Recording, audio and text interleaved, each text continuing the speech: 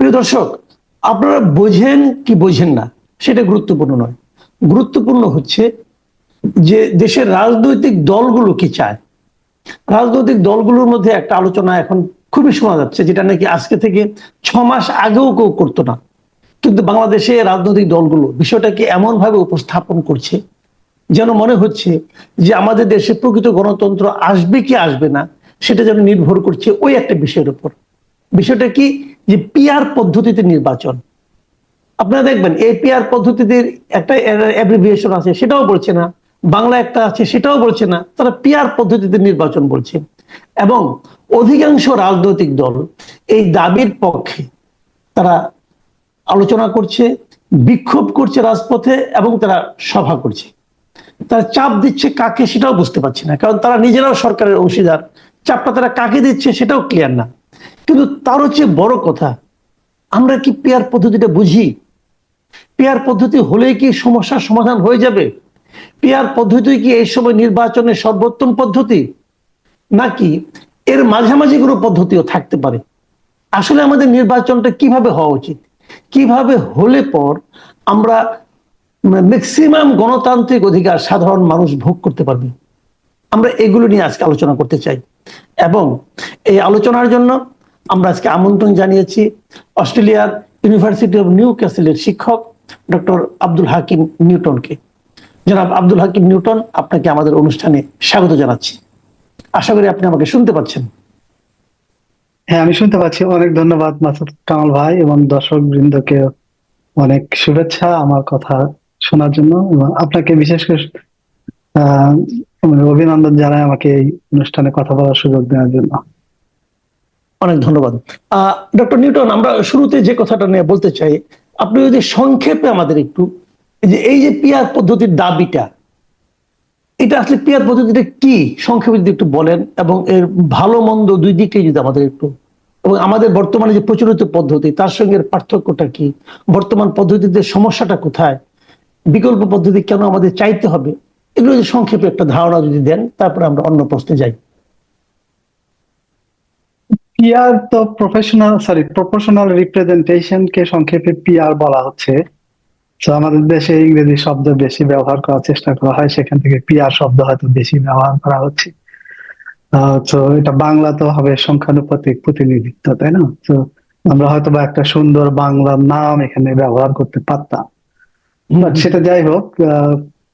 আহ, কথা শুনে বোঝা যাচ্ছে যে যত পার্সেন্ট ভোট পাবে কোনো একটা দল, তত পার্সেন্ট আসন পাবে, এরকমটা বোঝানো হচ্ছে। আমাদের বর্তমান যে পদ্ধতি আছে সেখানে আমরা প্রায় সময় দেখি যে কোনো দল হয়তো 2/3 মেজরিটি পাচ্ছে, কিন্তু আমরা যদি তাদের প্রাপ্ত ভোটের দিকে তাকাই তাহলে কিন্তু দেখি না যে তারা 2/3 ভোট পাচ্ছে সারা দেশের মানুষের কাছ থেকে। তাদের ভোট এ পর্যন্ত সর্বোচ্চ আমরা দেখেছি 40%, তাই না? বা 48% দেখেছি 2008-এর নির্বাচনে। তখনকার সরকারি দল পেয়েছে, বিজয়ী দল পেয়েছে 48%, আর তার আগে নির্বাচন 2001-এর নির্বাচনের তখনকার বিজয়ী দল পেয়েছে 40%। তো যেখানে ভোটের সংখ্যা অর্ধেকও পার হয় না, কিন্তু আসন সংখ্যা কিন্তু 2/3 চেয়ে বেশি হয়ে যায়, অথবা 2/3 ছুঁয়ে যায়। তো এই যে তফাৎ, এই যে এক যাত্রায় দুই ফল, এটা কিন্তু একটা পদ্ধতির আসলে এক ধরনের দুর্বলতা প্রকাশ করে। তো এটা বোঝা যাচ্ছে যে আমাদের বর্তমান যে পদ্ধতি আছে সেটা এক রকমের সমস্যা আছে সেখানে। সেই সমস্যাটা অ্যাড্রেস করা দরকার, সমাধান করা দরকার, কিন্তু সেটা গ্রহণযোগ্য সমাধান কি হতে পারে সেটা নিয়ে নানা চিন্তা ভাবনা হতে পারে। কারণ আমরা হয়তো বা লক্ষ্য করে দেখেছি যে এরকম ভোটিং পদ্ধতির মাধ্যমে, প্রচলিত ভোটিং পদ্ধতির মাধ্যমে যে দলগুলো বিজয়ী হয় তারা এক ধরনের একচেটিয়া আধিপত্যবাদ চর্চা করার চেষ্টা করে। বিভিন্ন মেয়াদে বিভিন্ন সরকারই আমরা দেখেছি সেটাই ঘটে। সুতরাং আসন সংখ্যাটা যদি কোনোভাবে ভোটের সাথে সমানুপাতিক রাখা যায় তাহলে হয়তো তাদের যে লাগামহীন ঘুড়ি উড়ানোর প্রবণতা সেটাকে টেনে ধরা সম্ভব হবে, তাদেরকে সম্ভব হবে। এখানে আপনি একটা কথা বলি, আপনি বলছেন যে এই যে একচেটিয়া আধিপত্য বিস্তার করার যে একটা পদ্ধতি আমাদের বর্তমান প্রচলিত পদ্ধতিতে আছে, এটাকে আপনি ফল্টি বলছেন। কিন্তু এর বিপরীত কথাও তো বলা হয়ে থাকে যে পিআর পদ্ধতি যখন হবে তখন একটা হ্যাঙ্গিং গভর্নমেন্ট হওয়ার একটা আশঙ্কা থাকে। একটা আপনার একটা যে যে ধরনের ঘটনা আমরা নেপালে বারবার দেখছি, বছর যেতে না যেতে একদল আরেক দলকে একটা আপনার ট্রেড হর্স হর্স ট্রেডিং এর মতো কেনাকাটা করছে, সরকার পড়ে যাচ্ছে। হ্যাঁ, হ্যাঁ, সেটাও তো একটা সমস্যা।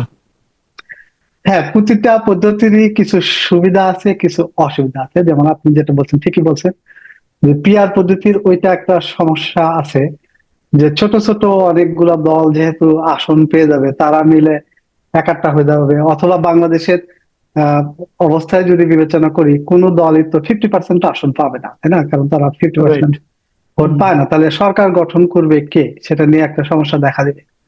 তখন দেখা যাবে ছোট দলগুলা একত্র হয়ে বড় দলকে এক ধরনের ম্যানিপুলেট করার চেষ্টা করবে। নানা রকমের হর্স ট্রেডিং এর কথা যেগুলো বলছে, সেই সব বিষয় আসবে। সেটা হচ্ছে ওই পদ্ধতির অসুবিধা। আর আমাদের প্রচলিত পদ্ধতির অসুবিধা আমরা বললাম, কিন্তু ওই পদ্ধতির আবার সুবিধা আছে। পিআর পদ্ধতির আবার সুবিধা যেটা হচ্ছে যে, এই যে এখন আমাদের একটা আসন, কোন আসনে দেখা যাচ্ছে 7 লাখ ভোট, কোন আসনে দেখা যাচ্ছে মাত্র হয়তো 1 লাখ বা 2 লাখ ভোট। এরকম কিন্তু ঢাকার আসনের দিকে তাকান বা সাতক্ষীরার আসনের দিকে তাকান, এরকম পাবেন। আসনগুলা কিন্তু সমান না, তাদের যে অনুপাত সেটা সমান না, আবার ভোটের সাথে আসন সংখ্যা মিলছে না। সুতরাং সব মিলায় এখানে যদি আমরা ন্যায্যতা এবং সুষম বন্টন দেখতে চাই, যে জনসংখ্যার সাথে প্রতিনিধিত্বের বন্টন, এটা তো ঠিক মতো হচ্ছে না, যেটা পিআর পদ্ধতি আমাদেরকে দেবে। তো আমরা রিসেন্টলি একটা লেখা লিখেছি, যেটা আপনি হয়তো নিজেও পড়েছেন, কাকবাল স্যার, হ্যাঁ, আমি, বলেছি। ইয়া স্বাক্ষর শতাব্দী এবং ডক্টর ফারজান আলম মিলে। সেখানে আমরা বলার চেষ্টা করেছি, আসলে আমরা যদি দুটাকে হাইব্রিড করি, একটা মিশ্র পদ্ধতি ব্যবহার করি, সেটা বরং ভালো সুবিধা দেবে। তার কারণ সেটা আসলে আমাদেরকে দুই পদ্ধতির ভালো গুণাবলীকে একসাথে করার সুযোগ দেবে। জি। তো এই পদ্ধতিটা কি সংক্ষেপে একটু আমাদেরকে জানাবেন? এটা কি আমাদের দেশের জন্য অ্যাপ্লিকেবল? কি মনে হয় আপনার কাছে? আমরা সেটাই যুক্তি দেওয়ার চেষ্টা করেছি। সেটা নানা কারণে উম, আমাদের জন্য ভালো হতে পারে। প্রথমত, ওই পদ্ধতিতে যদি আমরা করি, আহ, আচ্ছা, আমরা হয়তোবা একটু খেয়াল করছি যে বড় দলগুলা কিন্তু পিআর পদ্ধতি চাইবে না, স্বাভাবিকভাবে চাইবে না, কারণ তারা তো সংখ্যাগরিষ্ঠতা পাবে না, সেখানে চাবে না। অথচ ছোট দলগুলা আবার পিআর পদ্ধতির পক্ষে থাকবে। এটাই স্বাভাবিক প্রবণতা আমরা দেখব। তো জি। আমরা যদি একটা মিশ্র পদ্ধতিতে যাই, সেখানে যেটা হবে, বড় দলগুলো ঠিকই সংখ্যাগরিষ্ঠতা পাবে, কারণ এখনকার পদ্ধতিতে তো থাকছে। আবার অন্যদিকে তারা যে আহ, তাদের আসন এবং তাদের ভোট প্রাপ্তির মধ্যে যে বিশাল পার্থক্য, সেটা কিন্তু কমে যাবে, কারণ প্রপোর্শনাল রিপ্রেজেন্টেশন অনুযায়ী যদি আসন বন্টন করা হয়, তাহলে ওইটার গ্যাপটা অনেকখানি কমে যাবে। সো সুতরাং একটা মাঝামাঝি অবস্থার সৃষ্টি হবে, যেখানে সেই অচল অবস্থাটাও আসবে না, যেখানে সরকারি দলকে হবে সেটা নির্ধারণ করতে সমস্যা হচ্ছে। আবার অন্যদিকে ছোট দলগুলো কিছু আসবে, যাদের এজেন্ডা তারা নিজেরা আহ নিজেরা উত্থাপন করতে পারবে সংসদে। আবার বড় দলগুলার অকারণে যে সংখ্যাগরিষ্ঠতা পেয়ে, মানে নিরঙ্কুশ বা 2/3 সংখ্যাগরিষ্ঠতা পেয়ে সংবিধানের উপর যে কাটাছেড়া করতে চায়, সেটাও লাঘব হবে। তো সব মিলে একটা একটা ভারসাম্যপূর্ণ অবস্থা তৈরি হবে মনে হয়। সেটা কি আপনাদের পদ্ধতিটা কি একটু সংক্ষেপে বলতে পারবেন আমাদেরকে? আপনারা কি মিশ্র আমাদের পদ্ধতি করতে পদ্ধতিটা, চাচ্ছেন? মানে কোথায় কার সঙ্গে কি মিশাচ্ছেন? এটা হ্যাঁ, একটু আমাদের বলেন। পদ্ধতিটা, আচ্ছা আমি গুণগত ভাবে বলি। সংখ্যাগত ভাবে হয়তোবা বিভিন্ন জিনিস একটু ডিবেট করা যেতে পারে। যেমন এখন যেহেতু 300টা আসন আছে আমাদের, জি। যেটা কিনা প্রচলিত পদ্ধতিতে হচ্ছে, এটা হতে পারে। তার সাথে জি। ধরা যাক আরো 300 যোগ করা যেতে পারে, যেটা সংখ্যানুপাতিক পদ্ধতিতে ভাগ করে দেওয়া হবে, মানে পার্টিকুলার আচ্ছা। যত পার্সেন্ট ভোট পাবে সেটা অনুযায়ী। তো এরকমের হুম। মিশ্র পদ্ধতি দিয়ে শুধু বাংলাদেশে নতুন হবে তা না, এটা জার্মানিতে এরকম আছে। জি। জার্মানিতে অবশ্য দুইটা আলাদা ব্যালটে হয়। হুম। আবার অন্যদিকে নিউজিল্যান্ডে আছে। হুম। নিউজিল্যান্ডে একটা ব্যালটেই আসলে আহ একটা ব্যালটেই দুইটা ভোট হয় আর কি, এরকম। তো আচ্ছা। আমি অবশ্য দুটো ভোট শিওর মানে না কি নিউজিল্যান্ডে একটা একটা একটা ব্যালটেই হয় আপনার, কিনা। আমি জার্মানির কথা জানতে চাচ্ছি। একটা ব্যালটে ভোট হলো আপনার সে তারা স্থানীয় প্রার্থীকে দিচ্ছে, আর একটা ব্যালট হচ্ছে পার্টিকে দিচ্ছে, এই তো? পার্টিকে দিচ্ছে, হ্যাঁ, হ্যাঁ, আচ্ছা, এটা। আচ্ছা, আচ্ছা, হ্যাঁ। তার মানে তো এটা পিআর কিন্তু এবং খুব একটা আমাদের জটিল যেটা আছে পদ্ধতি না। প্রচলিত এই দুটো মিক্স আপ, তারপরে কি হবে, রেজাল্টটা কিভাবে হবে? রেজাল্টটা তো যেটা নর্মালি আমাদের যেটা হচ্ছে সেরকম করে যারা প্রার্থী তারা বিজয়ী হবেন, আবার অন্যদিকে পার্টি কত পার্সেন্ট ভোট পেলো সেটা অনুযায়ী পার্টির যে তালিকা সেখান থেকে প্রথম অত পার্সেন্ট সদস্য আসবে। আচ্ছা আর কিছু ডিটেলস আছে সেটার দিকে আমরা যাচ্ছি না, তো সব মিলা সংসদ গঠিত হবে। আবার নিউজিল্যান্ডেও একই ওকে রকম, নিউজিল্যান্ডেও একই রকম, সেখানেও ভোট থেকে সাধারণভাবে নির্বাচিত হবে, আবার একটা পোর্শন সেখানে বসে সমান সমান না। নিউজিল্যান্ডে যেমন 120টা আসনের মধ্যে গত 2023-এর ইলেকশনে 72টার মতো এসেছে আমাদের প্রচলিত পদ্ধতির মতো, আর বাকিটা এসেছে সংখ্যানুপাতিক পদ্ধতিতে। তো এই যে আচ্ছা সংখ্যাটা আচ্ছা 300টা হবে কিনা সেটা একটা ভাবে নির্ধারণ করা যেতে পারে সংখ্যাটা। বাট কথা হচ্ছে আচ্ছা যে আচ্ছা এই প্রতিনিধিত্বশীল পদ্ধতিটা থাকতে পারে, সেটা দিয়ে এই জিনিসগুলো ব্যালেন্স করা যেতে পারে। আচ্ছা আচ্ছা। তো এটা এটা এটা আপনার কাছে মনে হচ্ছে যে তাহলে যারা পিআর চাচ্ছে, মানে অন্তত পক্ষে একজন দুইজন যে পলিটিক্যাল পার্টিগুলো চাচ্ছে যে 1% ভোট পেয়ে অথবা 0.5% ভোট পেয়ে তারা হয়তো সংসদে প্রতিনিধিত্ব করতে পারবে, তাদের একটা ভয়েস থাকবে, সেটা যেমন হ্যাঁ, বাস্তবায়িত হবে, হ্যাঁ, আবার ওরকম হ্যাঁ, স্থানীয়ভাবে যে নির্বাচন যেটা হচ্ছে এটাও বাস্তবায়িত হবে। এটা এই তো। বাস্তবিক হবে। হ্যাঁ, হ্যাঁ এবং এখানে আসলে স্থানীয় ইস্যুগুলা যেমন স্থানীয় প্রতিনিধির মাধ্যমে আসবে, জাতীয় ইস্যুগুলা বা কোনো কোনো বিষয়ে দক্ষ যে লোকজন তারা পিআর পদ্ধতির মাধ্যমে সংসদে যেতে পারবে। তো দুই দিকে এই ব্যালেন্স করা সম্ভব হবে। মানে আমাদের এখানে যারা পিআর এর পক্ষে কথা বলছিলেন আমরা দেখছি বিভিন্ন অনুষ্ঠানে তারা আলোচনা করছিলেন, এবং তাদেরকে যখন তার প্রতিপক্ষ অথবা উপস্থাপক নিজে জিজ্ঞাসা করেন যে আপনি যদি পিআর পদ্ধতি করেন তাহলে সেখানে স্বতন্ত্র প্রার্থীর কি ভবিষ্যৎ, তো তারা কিন্তু এই জায়গাটাতে আটকে যান, এই স্বতন্ত্র প্রার্থীর জন্য তারা কি করবেন। তো আপনি যেটা বললেন এখানে তো স্বতন্ত্র প্রার্থীর একটা যাওয়ার জায়গা আছে, উনি যদি বেশি হ্যাঁ, জনপ্রিয় হন হ্যাঁ, তাহলে উনি, হ্যাঁ হ্যাঁ, এটা আমার মনে হয় অধিকতর গ্রহণযোগ্য। আমি আমার কাছে কিন্তু মেক সেন্স মনে হচ্ছে, কারণ আপনারা একটা মোটামুটি ভালো একটা প্রস্তাব দিয়েছেন। তো আপনারা কি এই প্রস্তাবটা নিয়ে কারোর সঙ্গে, আমাদের দেশে যারা নাকি রাজনীতি করছেন, যারা নাকি নীতি নির্ধারণ করছেন, তাদের কারোর সঙ্গে কি আপনাদের এটা নিয়ে কোনো আলোচনা হয়েছে? হ্যাঁ, এখন পর্যন্ত এটা নিয়ে আমাদের ওইভাবে আলোচনা হয় না। আমরা যেহেতু একাডেমিক মোটামুটি সবাই, তো জি আমরা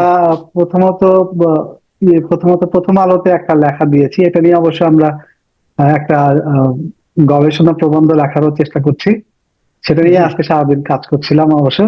তো আচ্ছা সেটা আচ্ছা তো প্রবন্ধ আকারে আনার ইচ্ছা। হ্যাঁ, অবশ্যই এটা বড় আকারে আমরা বিভিন্ন জনের কাছে পৌঁছায় দিতে চাই।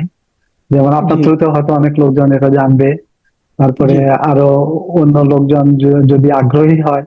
কারণ আমরা একাডেমিক, আমরা চেষ্টা করবো আমাদের আমাদের যে উপায় সেই অনুযায়ী যেভাবে এটাকে অন্যদের কাছে পৌঁছায় দেয়া। বাট যারা পিআর নিয়ে আগ্রহী এবং আরো ডিপলি বিষয়টাকে বুঝতে চান তারা জি। অবশ্যই আমাদের লেখা পড়বেন, এবং যদি কোনো কোনো রকমের প্রশ্ন উত্থাপিত হয় সেগুলা আমরা জবাব দিতে রাজি থাকবো আর কি।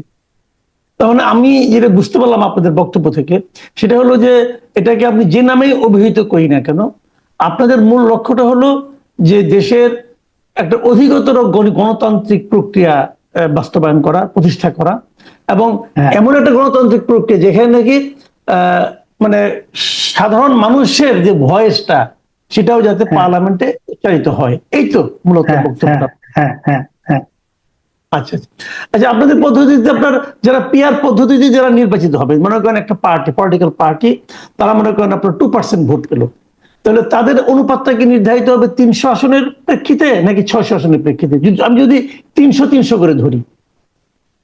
300 আসনের প্রেক্ষিতে, মানে যে 300 আসন সংখ্যানুপাতিকের জন্য নির্ধারিত আছে সেটা আচ্ছা আচ্ছা, সেটার সেটার উপর। প্রেক্ষিতে হবে। আর বাকি 300 তো নর্মালি আসবে, নর্মালি আচ্ছা, বুঝতে এখনকার পারছি। প্রচলিত পদ্ধতির মতোই। অনেক ধন্যবাদ ডক্টর আব্দুল হাকিম নিউটন, আপনার গুরুত্বপূর্ণ বক্তব্য আমার ধারণা আমাদের দর্শকদের মধ্যে নতুন চিন্তার জন্ম দেবে। প্রিয় দর্শক, আপনারা শুনলেন যে আমাদের নির্বাচন ব্যবস্থা নিয়ে অস্ট্রেলিয়ার ইউনিভার্সিটি অফ নিউ ক্যাসেলের শিক্ষক ডক্টর আব্দুল হাকিম নিউটনের বক্তব্য। উনি এবং ওনাদের টিম একটা নতুন চিন্তা ভাবনা করছেন, কিভাবে নির্বাচন হতে পারে, কিভাবে দেশের মানুষ আরও অধিকতর গণতন্ত্রের স্বাদ পেতে পারে। আমাদের এখানে এরই মধ্যে আমরা দু ধরনের বিতর্ক শুনেছি, আমাদের যে প্রচলিত যে পদ্ধতিতে নির্বাচন হয় সেই পদ্ধতির, এবং তার বিপরীতে শুনেছি পিআর পদ্ধতির নির্বাচন।